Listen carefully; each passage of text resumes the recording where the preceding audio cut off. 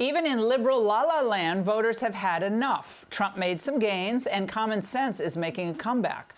California's Prop 36 passed overwhelmingly. It increased penalties for theft and drug-related crimes. But why were Democrats surprised?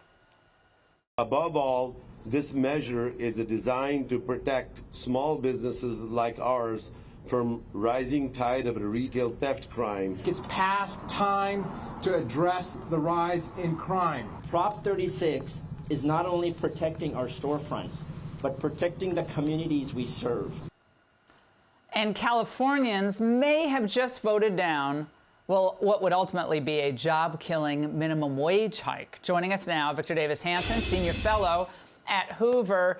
Victor, you know I love California so much, and it's a heartbreak every election season where Republicans just kind of write it off and like, oh, we can't do anything. And they're outspent and outnumbered there, no doubt about it. But what does the GOP need to do over the next 4 years to really turn this state closer to red? They have to convince people not to leave, because the people who voted for 32 years of Republican governors, or 10 million of them in the last 40 years, have left. So you have to stay and fight, Laura. That's the first thing.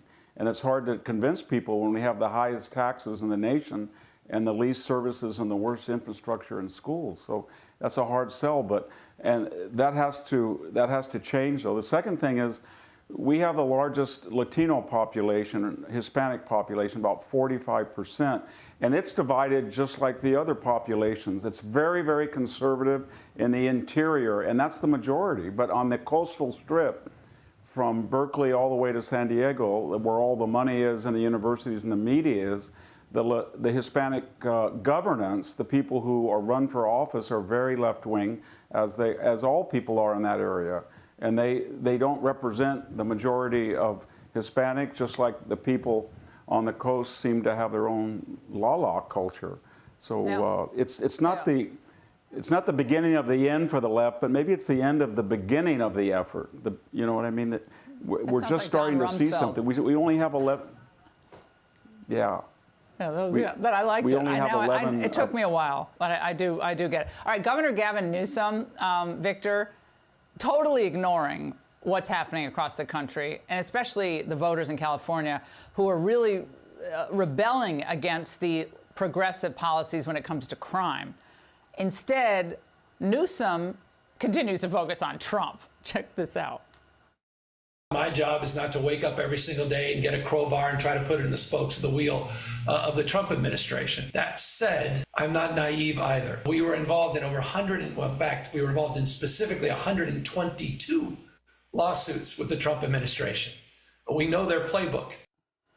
Well, Victor, lawfare went down in flames this election cycle, but apparently this is what California voters want their governor to be focused on?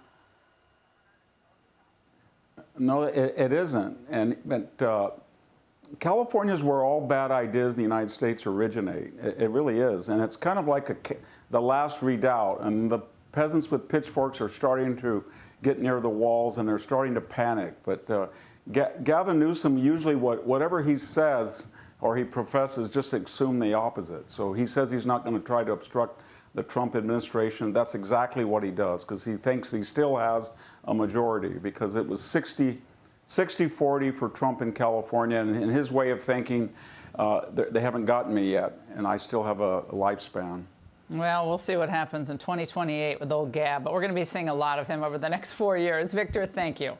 Hey, Sean Hannity here. Hey, click here to subscribe to Fox News YouTube page and catch our hottest interviews and most compelling analysis. You will not get it anywhere else.